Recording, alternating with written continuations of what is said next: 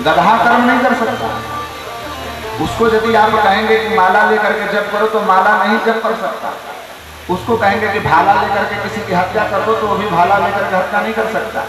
वो ना दुष्कर्म कर सकता है ना शुभ कर्म कर सकता है। वो तो केवल मात्र अपने कर्मों के जो फल है उसको केवल भोग रहा है, गधा बनता है। लेकिन मनुष्य ही एक ऐसी योनि है, मनुष्य ही एक ऐसा जन्म है जिस जन्म में हम लोग शुभ कर्म कर सकते हैं, अशुभ कर्म कर सकते हैं। इस मनुष्य तन को ही प्राप्त करके भगवान के उस परम तत्व परम धाम की प्राप्ति कर सकते हैं, और नहीं तो उस नरक की भी यात्रा से सकते हैं। हम लोगों को विचार करना है कि मनुष्य तन मिला किस लिए है।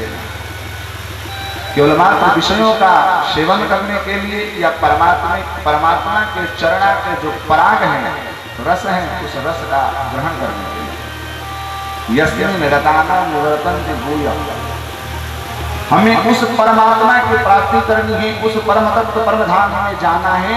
यदा यद गत्वाना निवर्तन्ते तद्धाम परमं मम, जिस धाम में जाने के बाद पुनरावृत्ति हम लोगों को न हो। और इस मार्ग पर चलने के लिए तो हमें 3 मार्ग को पकड़ना ही पड़ेगा। कल हमने 3 मार्ग बतलाया था। जो म्रियमाण हैं, जो मरने वाले पुरुष हैं, उनको 3 मार्ग पर चलना होता है। वो कौन कौन से मार्ग है, कोई बताएगा? आपको पता नहीं आए, लेकिन कल जो आए होंगे उनको पता है किस मार्ग पर चलना होगा। याद है किसी को? 50 करोड़ योजन है। ब्रह्मांड की सीमा कितनी है? 50 करोड़ योजन। कह रहे हैं कि इसी ब्रह्मांड में पृथ्वी के 99,000 यदि नीचे चले जाओगे तो एक नरक लोक है। 14 लोक है ना, कितने भुवन हैं? 14 लोक। इस पृथ्वी से 7 ऊपर और पृथ्वी से 7 नीचे। भूर्भुवः स्वः महाजन तप सत्यम ब्रह्म, अतल वितल सुतल तलातल महातल रसातल पताल। इस 14 भुवन है। उसी में कह रहे हैं कि 99,000 यदि नीचे चले जाओगे तो एक नरक योनि है, नरक लोक है। तो बोलते परीक्षित जी कि नरक लोक, इसमें क्या होता है? बोले उसमें कुछ ज्यादा होता नहीं है, बस इसी पृथ्वी लोक में जो दुष्कर्म कार्य को संपन्न किए हैं, ऐसे दुष्कृत कर्म किए हुए मनुष्यों को नरक लोक में धर्मराज के दूत ले जाते हैं और उनको पटक पटक करके मारते हैं, यातना देते हैं, परिशुद्धित करते हैं। नरक लोक क्या है? तो बोलते हैं कि नरक लोक धोबी घाट है। तत्प्रक्षालनम भवति दुष्कृतानां मनुष्याणां वा, वहां पर प्रक्षालन होता है दुष्कृत मनुष्यों का। इसका मतलब प्रक्षालित स्थान को धोबी घाट कहते हैं। धोबी घाट है। बोले क्यों? बोले कि यह नरतन क्या है? तो नरतन बोलते हैं कि मनुष्यों का चोला है। चोला बोलते हैं कपड़ा को। वासांस जीर्णानि यथा विहाय नवानि गृह्णाति नरो पराणि, तथा शरीराणि विहाय जीर्णा नवानि गृह्णा नैयानि संयान्ति नवानि देहि। मनुष्य तन एक कपड़ा है, जिस कपड़ा को प्राप्त करके मनुष्य इसको मलिन कर देता है अपने काम क्रोध मद लोभ से। तो भगवान कहते हैं कि यदि तुम्हारा कपड़ा तुमसे ही गंदा हो गया, मलिन हो गया, तो तुम्हारा परम कर्तव्य होता है कि अपना कपड़ा स्वयं धो लो। और यदि नहीं धोओगे तो भाई धोबी को देना पड़ेगा। यदि उसमें मोबिल लग जाए तो छूटता नहीं घर पे। तो धोबी ले जाते हैं तो पहले तो गर्म पानी में डालते हैं और फिर मुद्दत से उसको पटक पटक करके धोते हैं। तो महाराज यह जीवन मिला है, तो जीवन में यदि मलिनता भी आ गई तो भगवान के नाम से इसको धोया जा सकता है।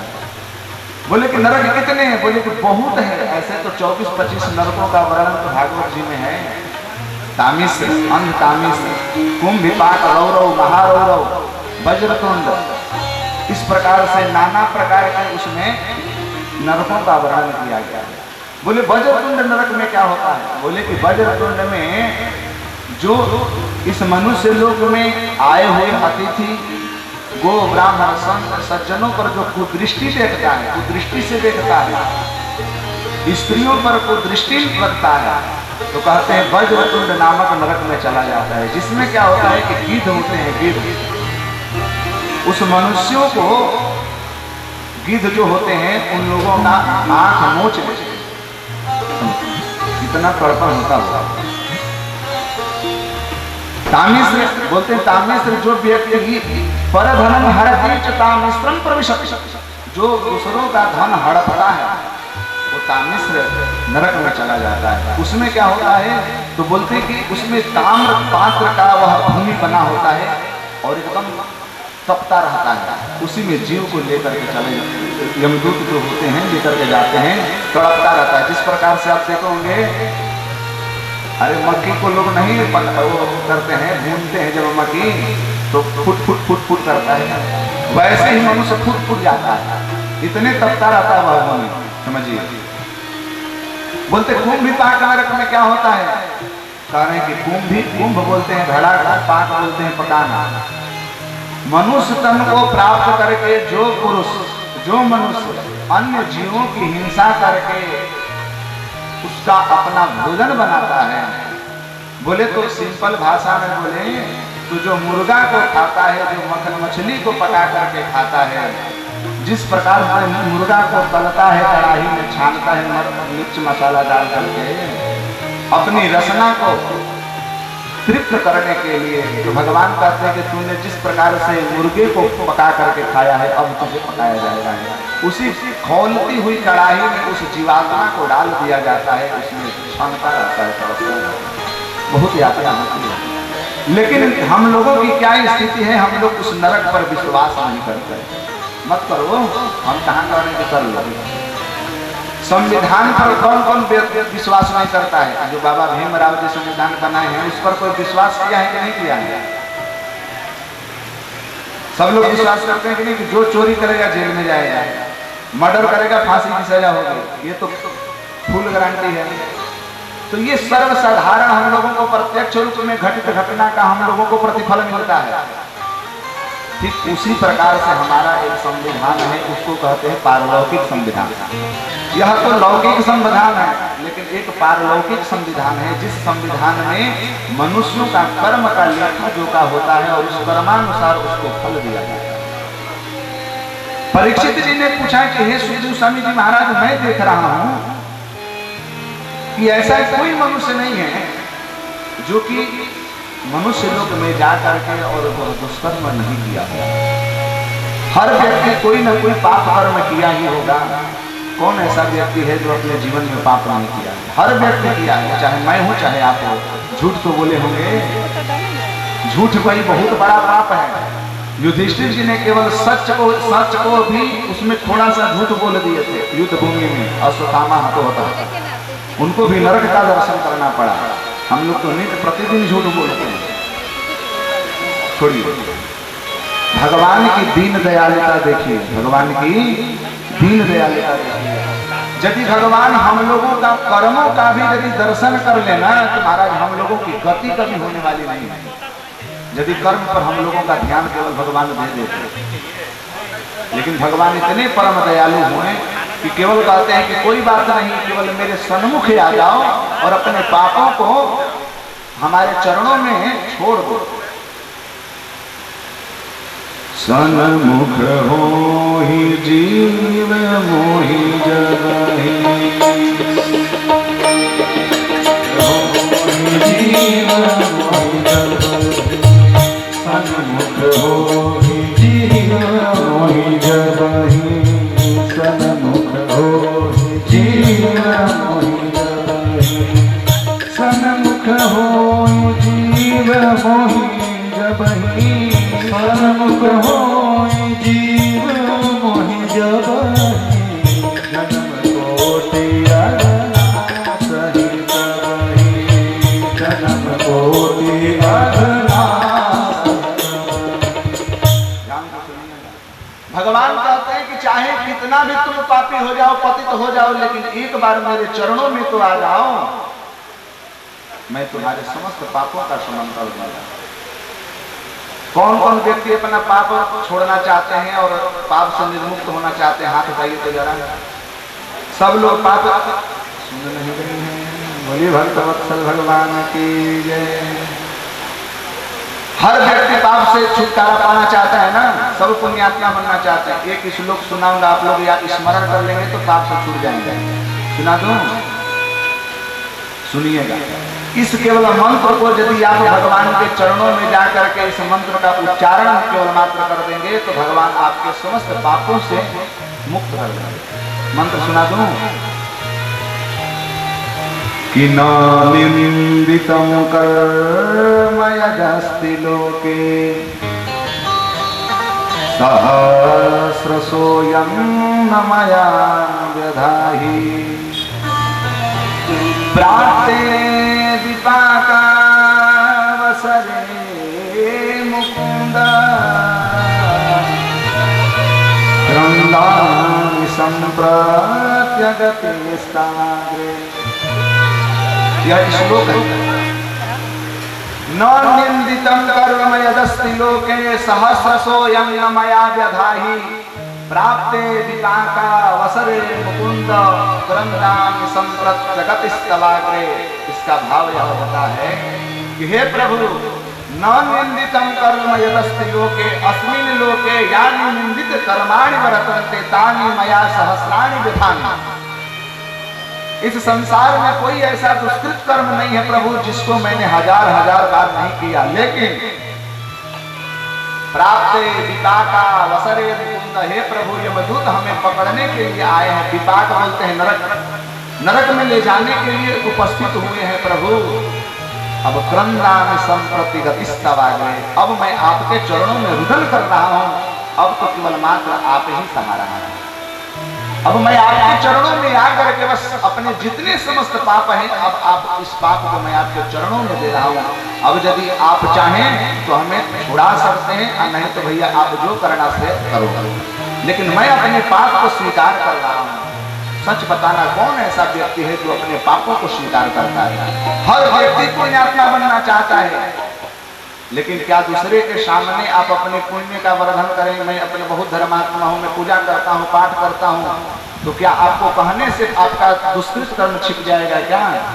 आत्मा एवं जानाति या जानाति स ईश्वर, या तो आपके आत्मा जानते हैं और नहीं तो ईश्वर जानते हैं। अपने मुंह मिट्टू बनने से थोड़ी आपका कर्म छिप जाएगा। लेकिन भगवान कहते हैं छोड़िए, लौकिक बात सुन लीजिए। यदि कोई सर्व किसी का फोड़ करके भी यदि सर्वप्रथम जज के सामने चला जाता है, उसको क्या इंग्लिश में बोलते हैं, जो पहले ही जाकर नहीं बता देते हैं कि सलेंडर, हाँ सलेंडर नहीं बोलते, पहले ही जाकर के जज के सामने बोल देते हैं, तो उसको बोलते हैं कि माने सुरक्षा पहले उसको हो जाता है कि पुलिस उसको पकड़ नहीं पाता। ऐसा होता है कि नहीं होता है? वो अपना स्वीकार कर लेता है कि यदि हाँ उसकी सजा कम कर दी जाती है, होती है ना ऐसी समाज में। लौकिक हमारे समाज में भी इस प्रकार का प्रावधान है कि यदि हम अपना पाप स्वीकार कर लें पुलिस के पास या जज के पास तो हमारी सजा कम हो जाती है। तो महाराज जो जगत के पति हैं, जगदीश्वर है, उनके चरणों में यदि हम अपने पापों को छोड़ते तो क्या हमारा पाप समाप्त नहीं होगा? सन्मुख होहि जीव मोहि जबहि, सन्मुख होहि जीव मोहि जबहि, सन्मुख होहि जीव मोहि जबहि, सन्मुख होहि जीव मोहि जबहि, जन्म कोटि अगनाश तबहि, जन्म कोटि अगनाश तबहि। भगवान के पास जाइए, अपने पापों को प्रायश्चित कीजिए। प्रायश्चित मतो जाप्यम, प्रायश्चित के जैसा कोई माने पश्चात आपकी अग्नि में यदि प्रायश्चित रूपी आहुति कर देंगे तो भगवान कहते हैं समस्त पाप भस्म जाते, जितने पाप आते हैं सब भस्म हो जाते। परीक्षित तर का प्रयास सुखदेव जी से करें कि हे प्रभु जितने जीव हैं सब नरक में जाएंगे, सब नरक में जाएंगे। बोले क्यों? बोले कि कोई ऐसा व्यक्ति नहीं जो पाप नहीं करता। कोई सरल उपाय है बचने का? तो बोले कि बहुत है, तप करो, जप करो, ये करो, वो करो। बोले कि यार ये कलयुग में कोई जप करने वाला नहीं है। जितने लोग बैठे हैं उसमें बहुत कम परसेंट होंगे जो जप करते होंगे घर में बैठ के।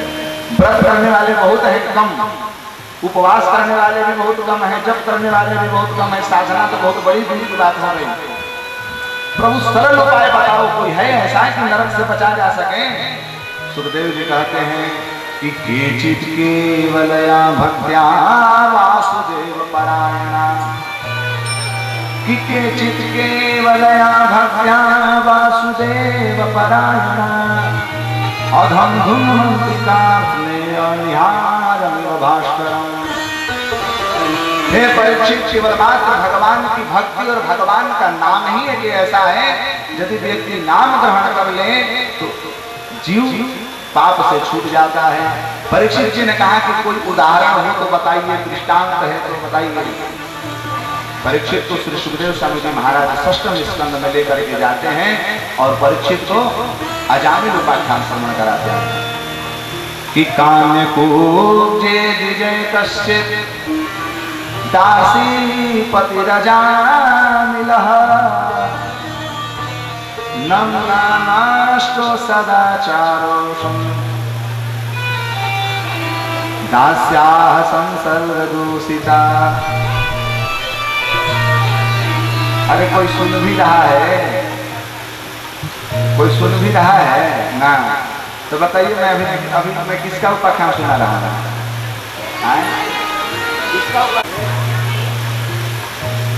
कौआ कटाता धान सुखाता। कह रहे कि कान्यकुब्ज ब्राह्मण के कुल में एक ब्राह्मण हुआ जिसका नाम अजामिल। वह त्रिकाल संध्या करता था महाराज, लेकिन दास्याः संसर्ग दूषिता। एक समय की बात है कि गंगा जी के सन्निकट जाकर के संध्या वंदन कर रहा था। संध्या वंदन कर करके जंगल के मार्ग से अपने घर को जा रहा था। यद्यपि उसके पत्नी और पुत्र थे, घर में माता पिता थे। समिधार को लेने के लिए जंगल में गया तो देखा कि दो चार पुरुष जो हैं एक गणिका के साथ विहार कर रहे हैं। चल करके देखा कि हम भी जरा देखें क्या बात है। जिम ही गया महाराज और गणिका के मुखमंडल का जब उसने दर्शन किया तो महाराज समस्त पुरुषों को मार करके भगा दिया और उस गणिका को बोलते हैं वैश्या को, उस वैश्या को अपने घर लेकर के आया। समझिए, अजामिल उस वैश्या को अपने घर में लेकर के आया। भागवत जी में कहते हैं कि विश्वामित्र पराशर प्रभृतयो वातांब परासना देवी स्त्री मुख पंकजम सुललितम दृष्टैव मोहान गताः। महाराज, स्त्रियों का मुख का भगवान ही आकृति ही ऐसी बना रखी है कि विश्वामित्र पराशर आदि भी फंस जा चुके हैं। तो अजामिल की बात ही क्या करें।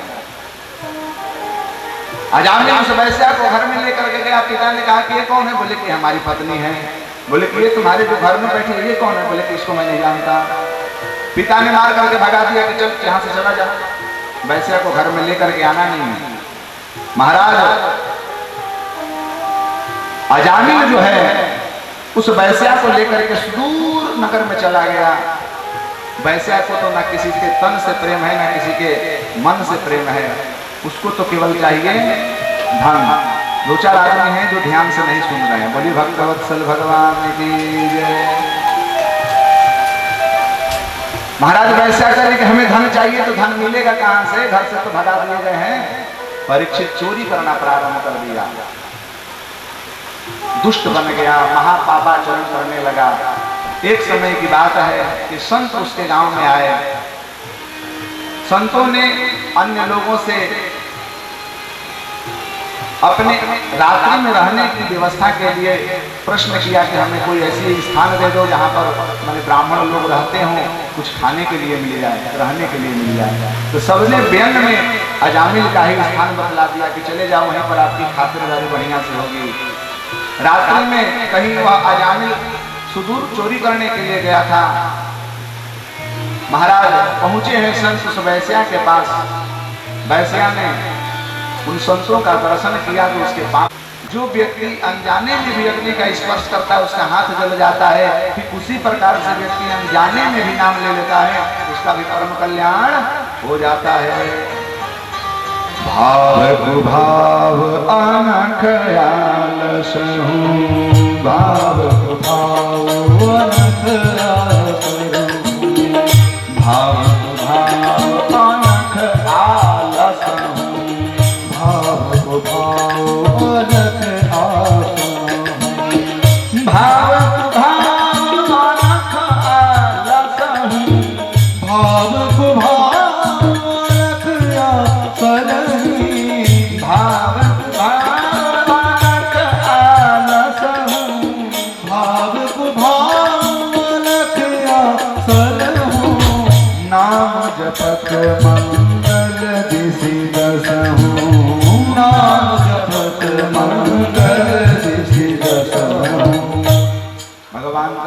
कि किसी भी प्रकार से के न प्रकारेण मनः कृष्णं निवेशयेत्, किसी भी प्रकार से अपनी मति भगवान के चरणों में चला जाए तो भगवान कहते हैं उसका परम कल्याण हो जाएगा।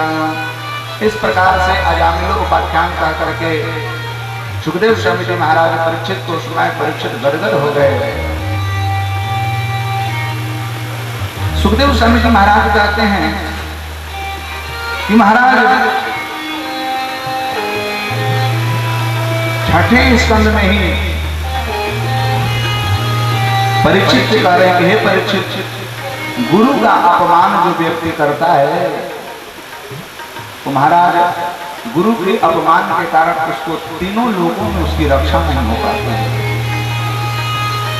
वृत्तासुर का वध का प्रकरण भगवान सुखदेव स्वामी जी परीक्षित को श्रवण करा रहे हैं। कह रहे हैं कि देवता के गुरु जो बृहस्पति जी हैं, एक समय की बात है कि देवता अपने सभासद में उपस्थित होकर के अप्सराओं के साथ नृत्य कर, सभी अप्सरा नृत्य कर रहे थे, वो दर्शन कर रहे थे, बैठ करके आनंद ले रहे थे। देवताओं के गुरु का नाम क्या है? देवता के गुरु के नाम क्या है? अस्माकं मध्ये विकास महाभागः विराजन्ते बहु बहु साधु राजाः। देवता के गुरु का नाम क्या है? कोई तो बोलिए। हाँ, देवता के गुरु का नाम क्या है? बृहस्पति। तो कहते हैं कि इंद्र अप्सराओं के नृत्य देख रहे थे, उसी समय बृहस्पति चले आए दरबार में। इंद्र ने सोचा कि अरे गुरु जी आ गए, अब इनको खड़ा होकर के प्रणाम करो, तो अभिवादन करो, तो सत्कार करो। अब जो रस में डूबे हुए हैं वो रस भंग हो जाएगा, तो उन्होंने उठे ही नहीं। बृहस्पति जी को लगा कि अरे राम राम, ये हमारा अपमान कर दिया, तो बृहस्पति जी वहां से चले गए, फिर आए ही नहीं। इंद्र ने चारों तरफ खोजा, उनका अन्वेषण किया, लेकिन वो गुरु मिले नहीं। तब उसने विचार किया कि करें तो क्या करें, क्योंकि जो राज्य में गुरु नहीं होते हैं, जिनके कुल में गुरु नहीं होते हैं, वह कुल माने बर्बाद हो जाता है। हमारे जीवन में गुरु तो होना ही चाहिए। गुरु क्या है? गुरु पथ दर्शक है, पथ प्रेषक है, मार्गदर्शक है। गुकारो अंधकारश्च रुकारस्तेज उच्यते अज्ञाननासिकं ब्रह्म गुरुरेव न संशयः। वह गुरु जो हम लोगों के जीवन के जो सद्मार्ग है, उस सद्मार्ग में प्रेरित करते, उसे गुरु कहते हैं। ये नहीं कि केवल मात्र आपको दक्षिणा ले लें और जेब भर करके चले जाएं, तो उसे गुरु नहीं कहते हैं। गुरु उसे कहते हैं जो आपके हृदय में अज्ञान है, उस अज्ञान रूपी अंधकार को हटा करके ज्ञान रूपी प्रकाश को प्रस्तुत करते हैं, प्रतिष्ठित करते हैं। नहीं तो भावः गुरवः शांति शिष्य विद्यापहारका दुर्लभो गुरवो लोके शिष्य चिंतापहारका। गुरु आपके धन को हरण करने वाले मिल जाएंगे, लेकिन आपके मन का हरण करने वाले, मन को भगवान के चरणों में जोड़ने वाले गुरु बहुत कम मिलेंगे। इंद्र को लगा कि गुरु के बिना तो मेरा साम्राज्य ही नष्ट हो जाएगा, किसी को तो पद पर बैठाना पड़ेगा। तो कश्यप जी की ही एक पुत्री थी रचना, जिसका विवाह हुआ था त्वष्टा ऋषि के साथ। उनके दो पुत्र विश्वरूप और सन्निवेश। विश्वरूप एकदम उद्भट विद्वान ब्राह्मण थे, एकदम परम विद्वान, परम त्यागी, परम निरपेक्ष। इंद्र जाकर के विश्वरूप के चरणों में साष्टांग प्रणाम किया, कहा कि हे प्रभु, हमारे यहाँ गुरु पद रिक्त है, आप उस गुरु पद पर आसीन हो जाएं। विश्वरूप जी ने कहा कि नहीं, कर्म कांड पौरोहित कर्म निंदा, ये मेरे से पूर्वताही होने वाली नहीं है। कि यजमान एक संकल्प ले लो भैया 10 रुपया, तो 51 रुपया संकल्प ले लो, यजमान कहेंगे कि पंडित जी अपन, तो वो हमसे तो नहीं होने वाली है। विश्वरूप को बहुत प्रणाम किया गया। विश्वरूप चलो, बोले कि चलो ठीक है, बन जा रहे हैं, गुरु बनकर नारायण कवच का उपदेश दिया। इंद्र के हृदय में नारायण कवच उपस्थित हो गया। नारायण कवच का एक और ध्यान दीजिएगा, किसी को भूत प्रेत की बाधा हो, पेट में दर्द हो, बुखार लगी हो, कोई उपाय जानना ही नहीं चाहता, थोड़ी नहीं बताऊंगा। अरे बिना पैसा के दवाई मिल जाता तब आप सबके सुनने में आनंद नहीं लगा। उपाय बता दी, नारायण कवच एक 5-6 रुपए की पुस्तक मिलती है नारायण का, जो संस्कृत में पाठ करना जानते हैं या पढ़ लेंगे तो पता लग जाएगा।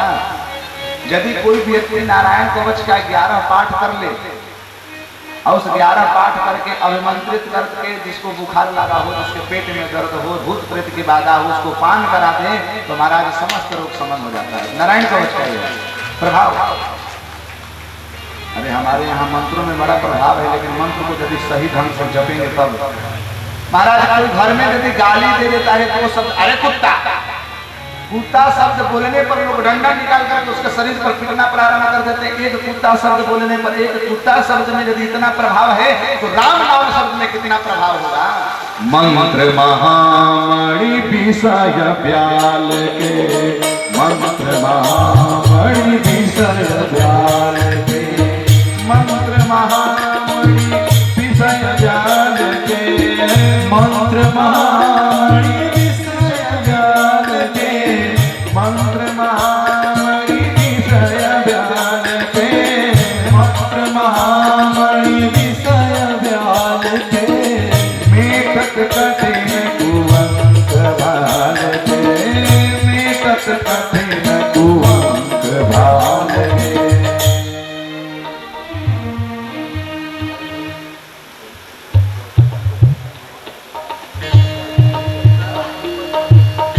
भक्त वत्सल भगवान की जय, सच्चिदानंद भगवान की जय। तो भगवान के नाम में बड़ा सामर्थ्य है महाराज। भगवान का नाम अग्नि के समान है।